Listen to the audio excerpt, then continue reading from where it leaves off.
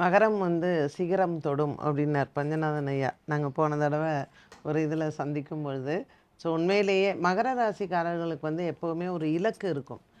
சனி பகவான் ராசிநாதனாக இருந்தாலும் கூட சோம்பேறித்தனம் இருந்தால் கூட ஒரு கோல் வந்து அச்சீவ் பண்ணணும் அப்படிங்கிறது இருக்கும். அதில் திருவோண நட்சத்திரக்காரர்களுக்கு அது அதிகமாகவே இருக்கும்.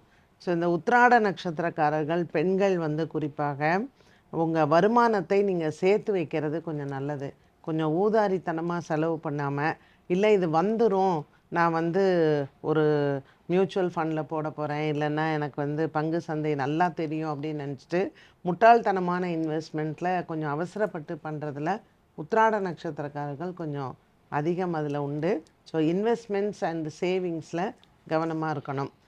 திருவோண நட்சத்திரக்காரர்கள் அவங்க வேலை விஷயத்தில் கொஞ்சம் உங்கள் பாஸோட எல்லாம் ஈகோ எல்லாம் பார்க்காம ப்ரமோஷன்ஸ் எப்போ வருது, இன்சென்டிவ் எப்போ வருது அப்படிங்கிறத கொஞ்சம் விட்டு பிடித்து நீங்கள் இது பண்ணிங்கன்னா கண்டிப்பாக ஜெயிக்கலாம். அண்ட் அவிட்ட நட்சத்திரக்காரர்கள் உங்களுக்கு வந்து கொஞ்சம் அடுத்தவங்களை கொஞ்சம் நம்பாத ஒரு தன்மை வந்து அவங்கள்ட்ட இருக்கும். நீங்கள் பொது வாழ்க்கையில் இருக்கீங்க அப்படின்னு சொன்னால் மற்றவர்களை நம்பித்தான் ஆக வேண்டும். இருந்தாலும் உங்களோட தனிப்பட்ட விஷயங்களை அடுத்தவங்கள்ட்ட ஷேர் பண்ணாமல் இருக்கிறது நல்லது. 2ல் ராகு 8ல் கேது இருக்கிறத நினைவு வச்சுக்கோங்க.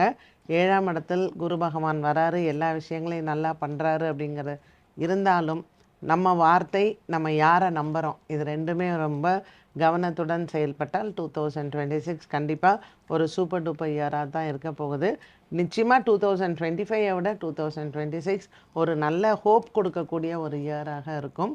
அதனால் 3 நட்சத்திரக்காரர்களுக்குமே நான் ஆல் த பெஸ்ட்டு சொல்லுவேன்.